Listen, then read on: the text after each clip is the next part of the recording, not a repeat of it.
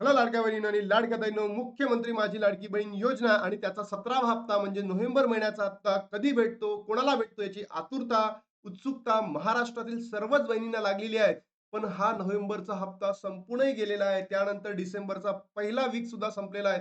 तरीही अजून लाडक्या बहिणींनी किती वाट बघावी याचं उत्तर आदित्य तटकरेंनी लवकरात लवकर द्यावं अशीच मागणी आपण या ठिकाणी करतोय. आणि त्यामध्येच आता असे प्रश्नचिन्ह उपस्थित झालेले आहे किंवा वृत्तवाहिन्यांमध्ये, न्यूजपेपरमध्ये, युट्यूबर्स सगळे सांगत आहे की दोन्ही हप्ते एकत्र मिळणार आहे. म्हणजेच काय, डिसेंबर आणि नोव्हेंबरचा हप्ता एकत्र मिळणार म्हणजे ₹3000 मिळणार. हे काय होईल? याबद्दल आदित्यताईंनी लवकरात लवकर माहिती देऊन जेही संभ्रम, जेही डाउट्स झालेले आहेत या योजनेसंदर्भातले ते संपूर्ण दूर करावे अशी मागणी या संबंधात आपण करतोय. त्याचबरोबर लाडक्या बहिणींनो, जर तुम्ही बघितलं असेल, की जे वेबसाईट आहे, डॉक्युमेंट अपलोड करण्याचं ऑप्शन नाही आलेलं आहे. त्याचबरोबर जर तुम्ही बघितलं असेल, अंगणवाडी सेविका डॉक्युमेंट स्वीकारत नाहीयेत. तर यावेळेस सुद्धा या लाडक्या बहिणींनी काय करावं? कारण की शेवटचे 24 दिवस बाकी राहिलेले आहेत. तर सगळंच तुम्हाला या व्हिडिओच्या माध्यमातून तुमच्या समोर सांगणार आहे, की तुम्हाला दोन्ही हप्ते एकत्र मिळू शकतात का? 3000 भेटणार की 1500 भेटणार? सगळीच माहिती व्हिडिओच्या माध्यमातून तुम्हाला देणार आहे आणि विथ प्रूफ सहित सांगणार आहे. कारण आपल्या चॅनलला एकदम ऑथेंटिक आणि क्वालिटी न्यूज तुम्हाला बघायला मिळते. तर चला लाडक्या बहिणींनो, सर्वात महत्त्वाची न्यूज आहे, की दोन्ही हप्ते एकत्र मिळण्याची शक्यता आहे का? तर बघा, नोव्हेंबरचा जी-आर अजूनही आलेला नाहीये. आजची 7 तारीख आहे, 7 डिसेंबर आणि लाडक्या बहिणींनो, तुम्ही जर बघितलं असेल अजूनही पैसे वाटप झालेले नाहीये. जी-आर सुद्धा प्रसिद्ध झालेला नाहीये. तर दोन्ही महिन्याचे पैसे एकत्र मिळणार का? तर इथे उत्तर सांगतो, नाही म्हणजे नाही. जर तुम्ही पहिलीचे हप्ते बघत असाल, जून, जुलै, ऑगस्टमध्ये जर बघत असाल, तर तुम्हाला हप्ते अल्मोस्ट 14 ते 15 तारखेपर्यंत आलेले आहेत. बरोबर?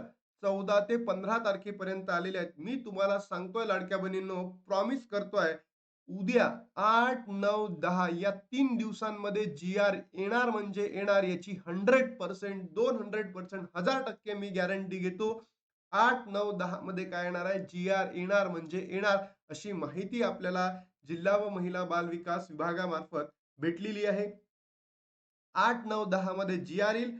11, 12, 13 मध्ये काय होईल? हप्ते वितरण होणार आहे. पण हे दोन्ही महिन्याचे नसणार आहेत. हे फक्त आणि फक्त नोव्हेंबरचे ₹1500 असणार आहे. तर सरकारने याबद्दल लवकरात लवकर अपडेट करावी. मग आता तुमच्या प्रश्नांमध्ये किंवा तुम्हाला जो डाऊट आहे तुमच्या मनामध्ये, की बाबा मग 2 महिन्याचे पैसे म्हणजे 17वा प्लस 18वा हप्ता एकत्र भेटणार आहे, याची जी दिशाभूल केली जात आहे, हे का होत आहे? कारण जर तुम्ही बघितलं असेल, आजची 7 तारीख आहे आणि 21 तारखेपर्यंत काय राहणार आहे? आचारसंहिता राहणार आहे. ज्याला आपण कोड ऑफ कंडक्ट म्हणतो. कारण निवडणुकीचा जो रिझल्ट आहे 21 तारखेला लागणार आहे.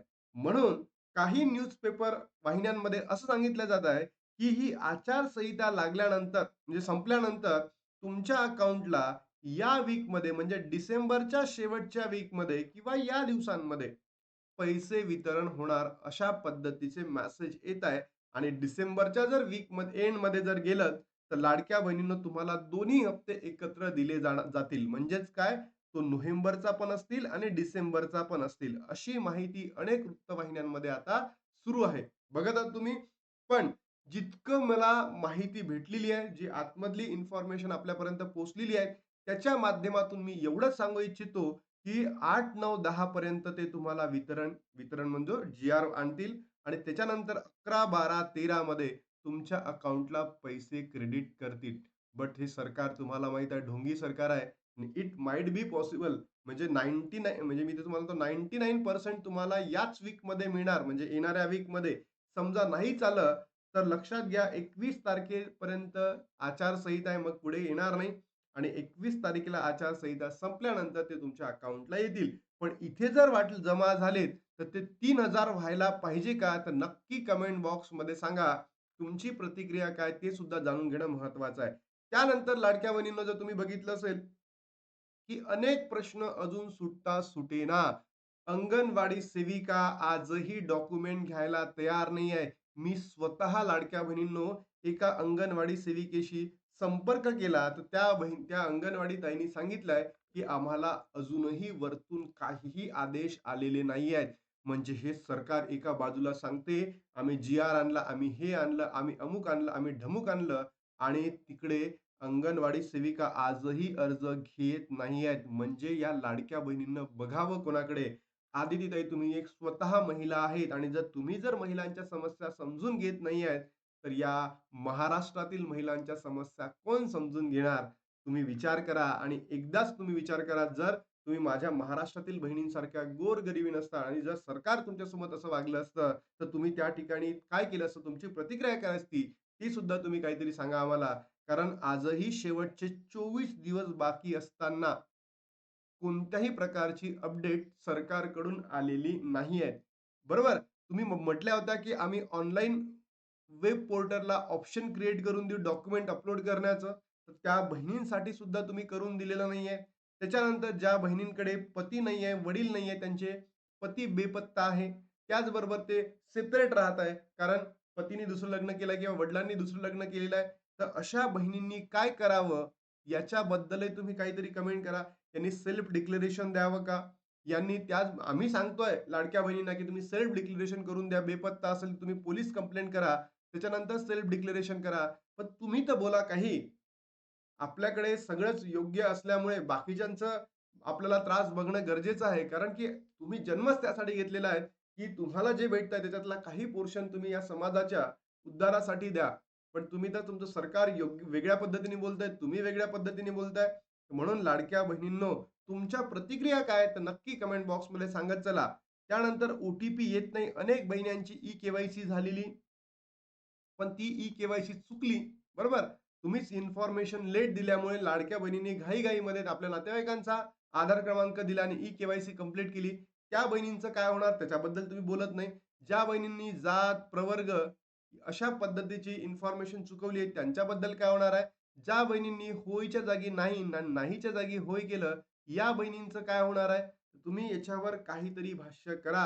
अन्यथा जो महाराष्ट्रातील महिलांच्या आणि बहिण्यांच्या मनामध्ये जो असंतोष निर्माण झालेला आहे, तो असंतोष तुटायला अजूनही म्हणजे लवकर तोडणं गरजेचं आहे. नाहीतर खूप मोठ्या तुम्हाला आपत्तीला सामोरं जावं लागेल. ही म्हणजे चेतावणी आहे महाराष्ट्रातील बहिणींची. ज्या बहिणींचं नाव पात्र यादीमध्ये येत नाहीये, त्यांनी काय करावं? ज्या पात्र आहेत, सर्व निकषांमध्ये बसून सुद्धा त्या पात्र यादीमध्ये येत नाहीत. मग त्या बहिणींनी काय करावं? त्यानंतर ज्या बहिणींकडे ज्या बहिणींकडे मोबाईल नाही, त्या बहिणींनी काय करावं? ज्या बहिणींकडे मोबाईल नाही, त्या बहिणींनी काय करावे? त्यांच्या पतीकडे मोबाईल नाही, त्या बहिणींनी काय करावं? तुम्ही फक्त देताय ₹1500 मग त्या बहिणींनी मोबाईल घ्यावा का? मग कोणाचा घ्यावा तुम्ही सांगा, बरोबर? कुणाचा मोबाईल घ्यावा ते सुद्धा तुम्ही सांगू शकता. अशा पद्धतीने करायचं का? मग या बहिणींसाठी ऑफलाईन काहीतरी पद्धत सुरू करा. ज्याच्या माध्यमातून त्या बहिणी काय करतील, आपली ई-के-वाय-सी कंप्लीट करतील. तर तुम्हाला काय वाटतं लाडक्या बहिणींनो, हे जे सगळे प्रश्न आहेत, हे सगळे प्रश्न सुटायला पाहिजे की नाहीत? कारण की 24 दिवस बाकी आहे. आणि या 24 दिवसांमध्ये जर नाही झालं, तर मग असंख्य लाडक्या बहिणी काय होतील, अपात्र ठरतील आणि त्यांना पुन्हा 4 ते 5 महिने लाभ मिळणार नाही. जसं सरकारनं जून, जुलै, ऑगस्ट या महिन्यांमध्ये केलेलं होतं, तर असंच सरकारला आत्ताही करायचं आहे का? हे सुद्धा क्लिअर करावं. कारण तुमच्या वागण्यामधून हे असंच दिसत आहे, की लाडक्या बहिणींना अजून अपात्र करायचं आहे लाखोच्या संख्येने आणि त्याच्या माध्यमातून जे पैसे जो निधी तुम्ही दिलेला होता या योजनेसाठी, त्या योजनेतून काही निधी आपल्या कामांसाठी लावणार. असंच आहे का? मला तरी फुल्ली वाटतं, की इथे कोणता ना कोणता भ्रष्टाचार, करप्शन काही ना काहीतरी मधामध्ये सुरू आहे.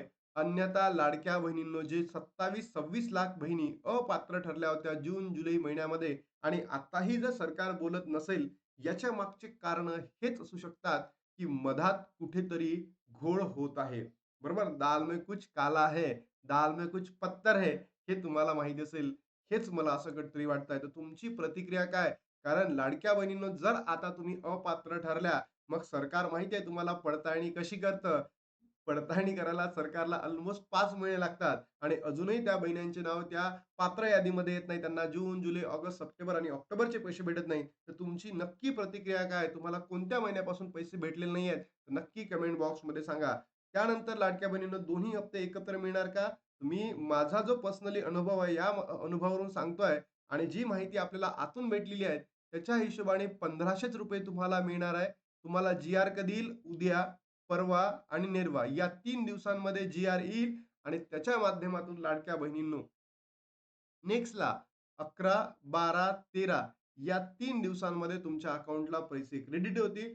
पण जर समजा सरकार ढोंगी आहे आणि त्याच्यानंतर जर त्यांनी म्हटलं, की 21 तारखेपर्यंत आचारसंहिता आहे आणि आचारसंहितेपर्यंत आम्ही पैसा वाटप करू शकत नाही. तर तुम्ही निराधार योजनेचा पैसा कसा दिला? हाही एक प्रश्नचिन्ह आता यांच्यावर उठणार आहे आणि हा सर्वात मोठा कलंक असणार आहे यांच्यावर. आणि त्याच्यानंतर मला तरी असं वाटतं आचारसंहितेपर्यंत वाट करणार नाही. लगेच तुम्हाला पाठवून देईल. या वीकमध्ये समजा नाही झालं, तर मग तुम्हाला ₹3000 दिले जाऊ शकतात.